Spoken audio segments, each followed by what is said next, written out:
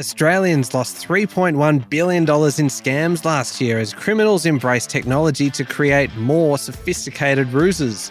The country's biggest home lender lowers fixed rate loans, and there's a revolution going on in the world of chocolate bars.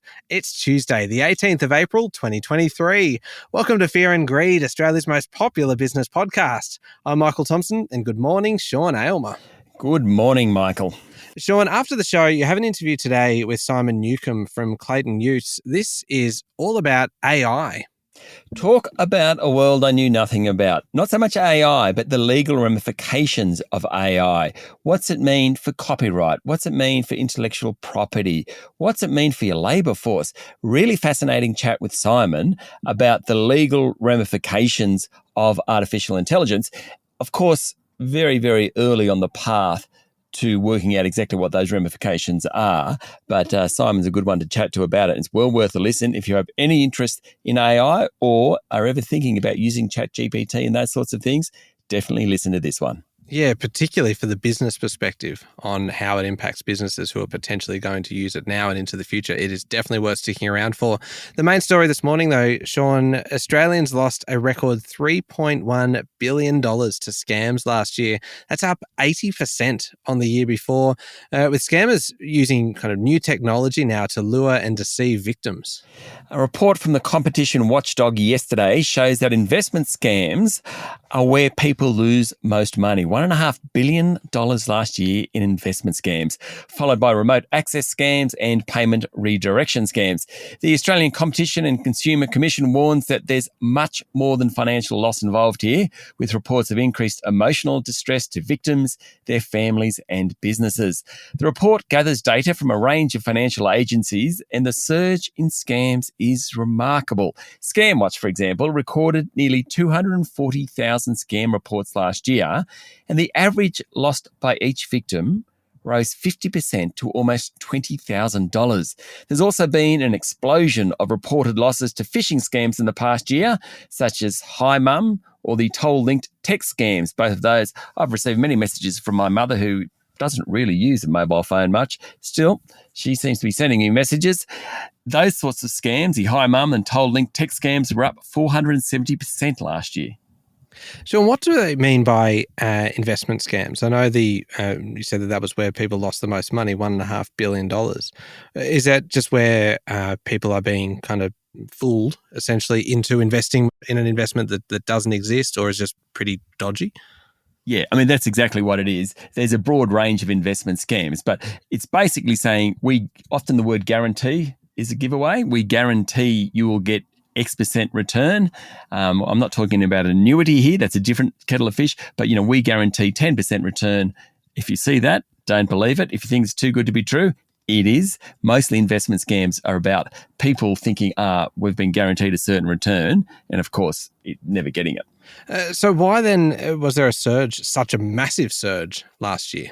Well, the ACCC Deputy Chair Katrina Lowe said scammers have become more sophisticated and involved them just making a lot better use of technology. They've become very good at impersonating official phone numbers, email addresses and websites.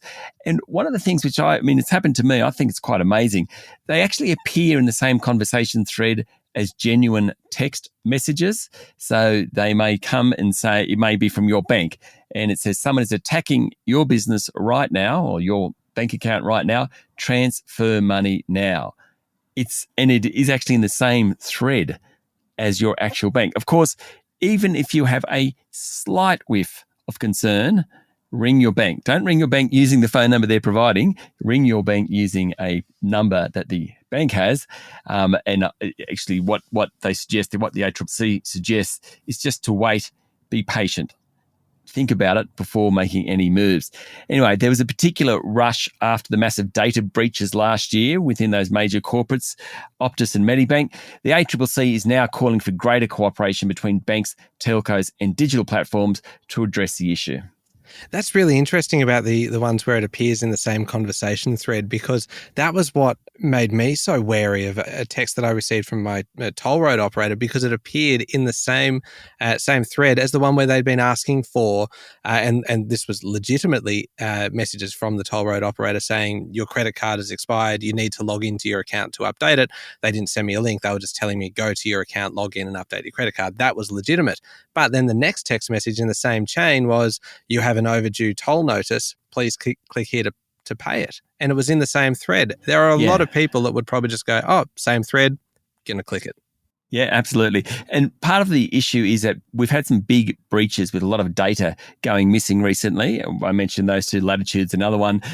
Scammers are picking up bits and pieces of information about you from all over the place, and they're linking it together to suddenly access your private information or access a thread to you via a text or whatever much better than ever before. So it's quite scary, really. That's actually really quite sinister.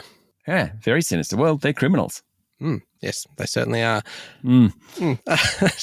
Sean, how did local markets perform yesterday? Well, the S&P ASX 200 finished the day 0.3% higher to 7,382 points. Pretty solid day all around. Goodman Group, ANZ, WiseTech Global and Aristocrat Leisure all jumped by 1% or more. Best on the day was lithium play Lake Resources, up 18%. Really, most of the action was around the gold sector for a number of reasons. The price of the precious metal fell sharply over the weekend. We told you about that yesterday. That sent the local miners lower. Several gold diggers were among the worst performers of the top 200 yesterday. Newcrest Mining, the market leader, ended down 2.3%, for example.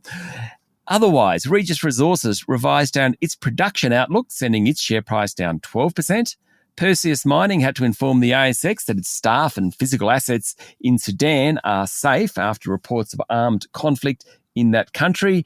And then St Barbara came out and said it will sell its flagship Gwalia mine to Genesis in exchange for $370 million of cash and a shareholding in Genesis. Plenty going on among those gold stocks. And finally, the Australian Competition and Consumer Commission, the watchdog, has extended its review period in relation to ANZ's purchase of Suncorp Bank. It seems a very good time, Sean, to remind our listeners that we are, of course, not an investment podcast, and you should seek professional advice before making any investment decisions. International markets, what's been happening? Not a lot going on. Gold prices after the fall over the weekend were flat yesterday. Brent crude prices are unchanged, and the Aussie dollar is buying just over 67 US cents. All right, well, we'll come back in a moment with the rest of the day's business news.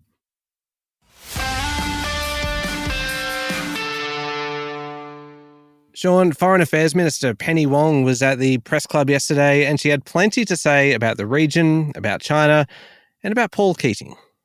Yes, Wong pushed the government's efforts to mend relations in the Pacific region, saying if Australia doesn't make an effort, others will fill the void. She also said that the government will release its economic strategy for Southeast Asia through to 2040 by the end of this year, and said former Prime Minister Paul Keating was wrong when he criticised the recent AUKUS deal.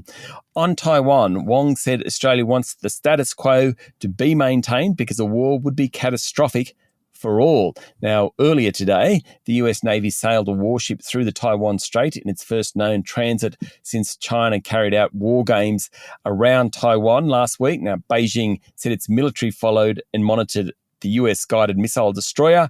Wong was asked about it yesterday, and she said speculation about what might happen isn't helpful. Now, Sean, I mentioned this one at the top of the show. The Commonwealth Bank has cut fixed-rate home loans just as auction clearance rates rise, and following signs as well that the housing market could be picking up.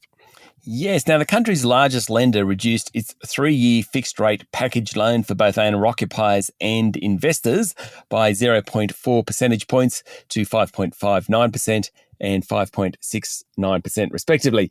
A number of other small banks and lenders have also cut fixed-rate mortgages in the past fortnight.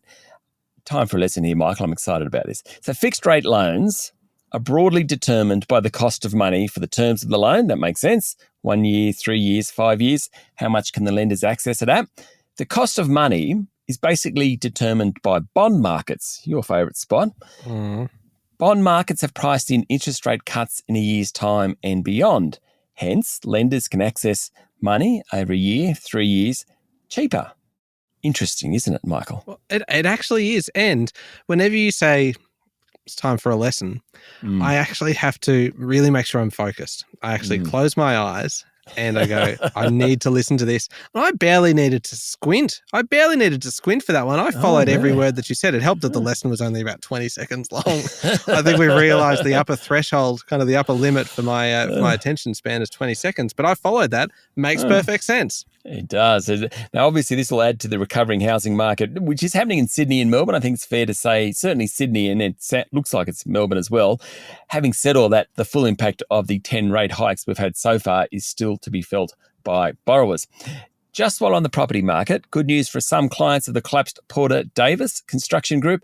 Up to 375 homes will be built after liquidators did a deal to sell the company's multiple dwelling business to a company called Nostra Property Group. Oh, some good news for those homeowners. Now, Sean, this is an interesting story. Sydney businessman Alexander Sergo sold information about the AUKUS agreement about lithium mining and iron ore to alleged Chinese spies, a court has heard. Mr. Sergo fronted the Downing Centre District Court in Sydney yesterday for a bail hearing after he was arrested by the Australian Federal Police on Friday and charged with one count of reckless foreign interference. According to the Australian, while Mr. Sergo's defence lawyer said his actions were nothing sinister, Magistrate Michael Barco said his decision to meet with alleged spies using the anglicised names Ken and Evelyn in cafes in Shanghai was highly suspicious. The cafes were always chosen by Ken and Evelyn and were often empty. Mr. Sergo believed they had been cleared specifically for the meetings. He was given cash in envelopes in exchange for the highly secure information, Magistrate Barco said. Sergo didn't deposit the cash, but he did spend it. Mr. Sergo, who runs a Shanghai-based consulting company and has worked in China for many years, unsuccessfully argued there was nothing sinister about his dealings with Chinese citizens. We'll see where this one lands. Ken and Evelyn. What would your name be if you were going to be an alleged spy? I think I'd choose something like Morton. Michael, that is excellent. Morton. Why Morton? Oh, I mean, it doesn't really attract much attention, does it? And I goes, there's Mort. I don't think ASIO is going to be approaching me to be a spy and needing to pick my own name anytime soon. Probably not. Okay, we'll move on. Sean, the chief executive of EML Payments, Emma Shand, has left the company after just 10 months after the EML board appointed Barrenjoey Capital Partners to sell, quote, all or parts of the business. The strategic review to sell parts of the business triggered a 14% jump in EML's share price yesterday. EML chair Luc Bortoli said the strategic review came after discussions with stakeholders through which the board formed a view on the urgent priorities for the business. EML appointed former head of Bank of Ireland's cards business, Kevin Murphy, as interim chief executive for a period of just 6 months. 6 months. Looks like they want to sell this business quickly. Back in October, regulators in London joined their Irish counterparts in investigating EML. That sent shares to a 9-year low. Since then, activist investor Alta Fox Capital has bought close to 9% of the company. Clearly, that group is having an influence, and Emma Shand has left the business after less than a year. Toll road group Transurban yesterday reported record traffic levels with a 13% rise in daily traffic flows, which is about 2.4 million toll road trips a day.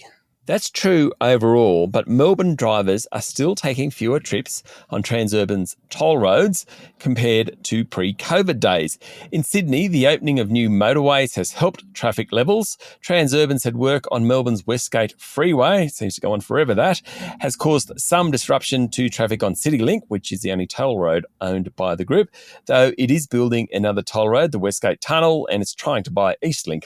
In Sydney, traffic numbers have been boosted by the opening of WestConnect and North Connects. Also, tolls have been rising on some roads because under deals with governments, state governments, Transurban links tolls to inflation. So as inflation has risen, so too have tolls. In Brisbane, Melbourne and Sydney, tolls have gone up by around 6 or 7%. Might sound steep. Well, it is steep, really, but it's nothing compared to North America. In the US, Transurban's tolls fluctuate in line with demand. Now, average daily trips rose 15%. Some tolls in the US on roads owned by Transurban jumped by as much as 41%. Oh my God, that's huge. It is huge, isn't it? Can you imagine that happening in the days of actually needing cash to pay your tolls? You'd Ah, never know how many coins you needed to bring with you. You just need to bring a little kind of a coin belt. very true. A lot of quarters. Indeed. Now, shares in smash repair group AMA tumbled 35% yesterday after the group said labour shortages and inflation will hit profits. That's right. Earnings could be up to 24% lower than previously forecast. AMA has been hit hard by severe labour shortages and high inflation for parts that it uses for repairs, while agreements with insurance companies have not been adjusted quickly enough to keep up profit margins. Last month, AMA said it had written off cars that would normally be fixed because the waiting time for parts or repairs is so long and the cost has just become too expensive. That's hit the bottom line, and that's what the company came out and told us yesterday. The federal government's $10 billion Green Bank and the Australian Renewable Energy Agency should be given expanded roles to boost the nation's carbon storage industry if we're to hit net zero by 2050.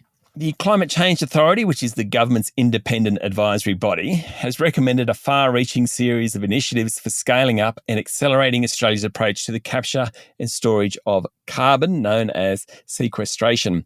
It highlights that to achieve a 50% chance of limiting global warming to below 1.5 degrees Celsius, about 6 billion tonnes of CO2 will have to be removed globally per year by 2050 and about 14 billion tonnes per year by 2100.